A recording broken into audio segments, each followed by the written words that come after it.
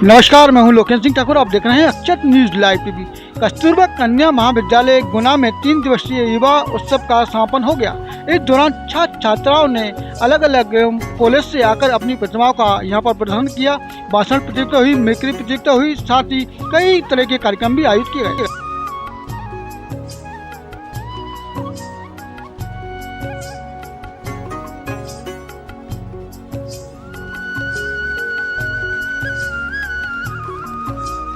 और से अभी आगे अपने वक्तव्य से साबित भी कर दिया। सर यदि ये पूछते कि आगे जाना चाहोगे कि पीछे, तो शायद समझ में आता कि भैया आगे जाना चाहेंगे, पीछे क्यों। लेकिन ये कि आगे जाते हुए यदि गड्ढा मिल जाए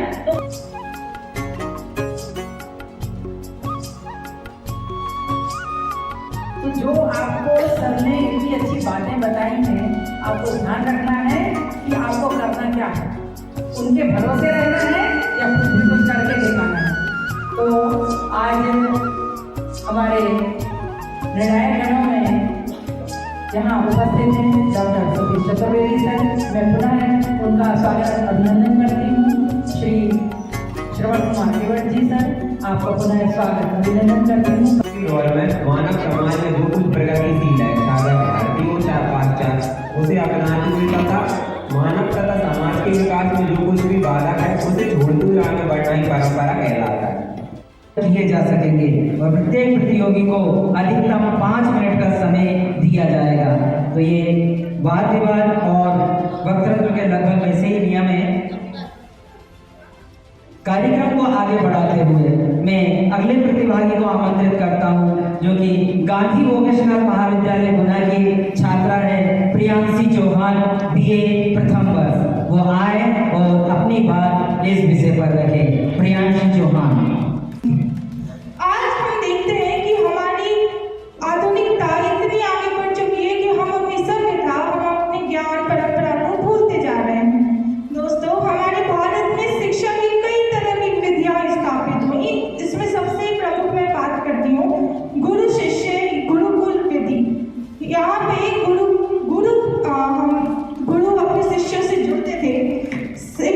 हमारी शिक्षा ने कभी भी केवल ज्ञान अर्जन करने पर ध्यान नहीं दिया, अभी तो मनुष्य के मानसिक, सामाजिक और आत्मिक विकास पर भी ध्यान दिया। शुरुआत होती है, गुरुकुल की शुरुआत होती है। तो उस समय में सबसे विख्यात गुरुकुलों में हमारे तक्षशिला, नालंदा और विश्वविद्यालय हुआ करते थे। विश्वविद्यालयों में भी हमारे जो विश्वविद्यालय गुरुकुल प्रसिद्ध हुआ करते थे, तो केवल भारत में ही नहीं विश्व में प्रसिद्ध।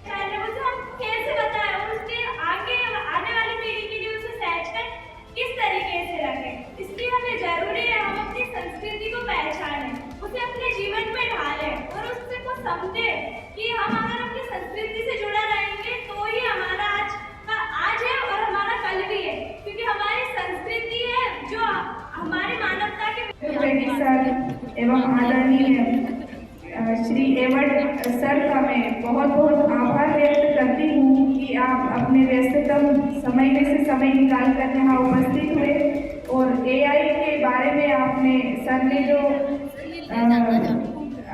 परिणाम बताए, उसके दुष्प्रभाव बताए हैं, उसके लिए मैं सर का बहुत बहुत आभार व्यक्त करती हूँ एवं भविष्य में भी इसी तरह के सहयोग की अपेक्षा के साथ आपका बहुत बहुत आभार व्यक्त करती हूँ। सर बहुत बहुत धन्यवाद।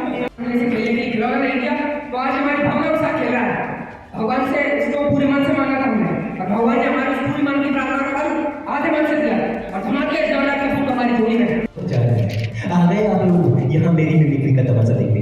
अच्छा है।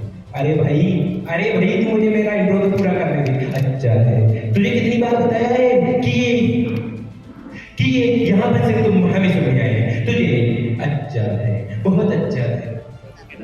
उत्सव मनाया जा रहा है, इसको लेकर जो युवा अपनी प्रतिभाएं दिखा रहे हैं, इसके बारे में आप क्या कहना चाहेंगे? बहुत अच्छी बात है। वर्ष में एक बार ये अवसर आता है। मैं तो चाहता हूँ बार बार अवसर आए और आते भी उच्च शिक्षा विभाग से पत्र आते रहते हैं ये युवा उत्सव जो है वो प्रांतीय स्तर तक जाता है, राष्ट्रीय स्तर तक जाता है। तो अब ये जिला स्तरीय प्रतियोगिताएं हो रही है, तो अपने महाविद्यालय से चयनित होकर जो लोग आए हैं, दल प्रवादी लेकर आए हैं अपने बच्चों को, तो यहाँ उनकी अलग अलग प्रतिभाएं, किसी को बोलना आता है, किसी को नाचना आता है, किसी को नृत्य में भाग लेना, नाटक में भाग लेना आता है। तो अलग अलग प्रतिभाएं, इसलिए हमारे यहाँ 20-22 विधाएं शासन ने तय की हैं, जिसको ईश्वर प्रत्येक बच्चे में कोई न कोई प्रतिभा देकर जन्म देता है, पैदा करता है। ये मंच है उनके लिए, आप में प्रतिभा है, आप अपनी प्रतिभा को उजागर करो। यहाँ जो बच्चे चयनित हो जाएंगे, आज हमने देखा, उनका मार्गदर्शन भी किया, जैसे वक्तृता में बोल रहे हो आप, भाषण बोलते हो या वाद विवाद बोलते हो, सब में अंतर होता है।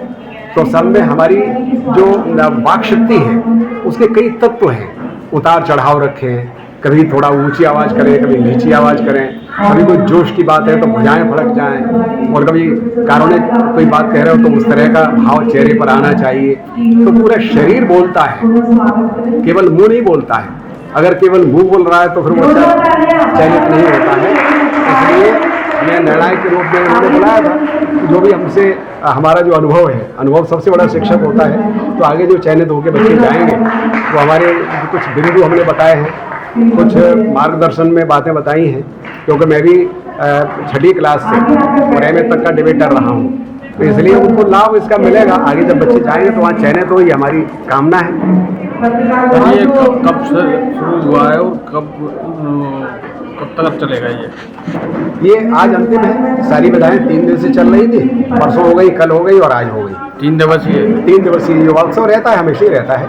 और उसके बाद में ये अब ग्वालियर जाएंगे। इसमें जो पहले नंबर पर आए हैं बच्चे 22 विधाओं में, वे सारे बच्चे ग्वालियर जाएंगे और वहाँ जो चयनित होंगे वे फिर प्रांतीय स्तर पर जाएंगे। मैडम, आज महाविद्यालय कॉलेज में जो युवा उत्सव मनाया जा रहा है, इसको लेके कई विधाएं भी हमने देखी हैं। क्या कहना चाहेंगे, किस दिन, कब से ये कार्यक्रम चल रहा है आपको? नमस्कार, मैं डॉक्टर विनीता जैन, शासकीय कस्तूरबा कन्या महाविद्यालय की प्राचार्य हूँ। प्रतिवर्ष की भांति इस वर्ष भी जीवाजी विश्वविद्यालय द्वारा जिला स्तरीय युवा उत्सव आयोजित करने का अवसर हमको दिया गया था, जिसमें उन्होंने समस्त महाविद्यालयों को इसमें आमंत्रित किया और उनको विभिन्न विधाएं सौंप दी थी, और वो अलग अलग महाविद्यालय अलग अलग ये विधाओं को संपन्न करा रहे हैं। प्रथम दिवस हमारे यहाँ पर जो क्रांतिवीर तात्या टोपे यूनिवर्सिटी है, उसके कुलगुरु जी को हमने आमंत्रित किया था। उनके आतिथ्य में ये कार्यक्रम प्रारंभ हुआ और उन्होंने हमें आश्वासन दिया है कि कन्याओं को अगले वर्ष कहीं जाने की आवश्यकता नहीं होगी। वे पूरा प्रयास करेंगे कि हमारे महाविद्यालय में कॉमर्स, साइंस और पीजी की क्लासेस प्रारंभ हो पाएँ, वो पूरा प्रयास करेंगे। साथ ही एसोसिएट प्रोफेसर डॉक्टर अर्चना यादव जी भी आई थी। उन्होंने भी महाविद्यालय की युवा जो छात्र छात्राएं हैं उनका हौसला बढ़ाया, और प्रथम दिवस रंगोली की कुछ प्रतियोगिता हुई थी, और उस दिन एकल गायन, समूह गायन और नृत्य की प्रतियोगिताएं हुई थी। उसमें हिंदुस्तानी शैली में और पाश्चात्य शैली में प्रस्तुतियां दी गईं। कोलाज भी किया गया। इसी तरीके से द्वितीय दिवस में जो रचनात्मक विधियां हैं, जैसे कि क्ले मॉडलिंग है, स्पॉट पेंटिंग है, पोस्टर निर्माण है, ये विधाएं संपन्न हुई। और आज तृतीय दिवस है। आज प्रारंभ में जो विधाएं हुई हैं प्रश्न मंच की हुई हैं, वाद विवाद, वक्तृता और माइम की अभी प्रस्तुति दी गई है। इसके बाद स्किट, एकांकी प्रस्तुत किए जाएंगे। इस तरह से कुल 22 विधाएं हैं जिनमें प्रतिभागी भाग ले रहे हैं, और इनका चयन जो प्रथम स्थान पर आएंगे वो अगले स्तर पर विश्वविद्यालय में इस जिले का प्रतिनिधित्व करेंगे। धन्यवाद।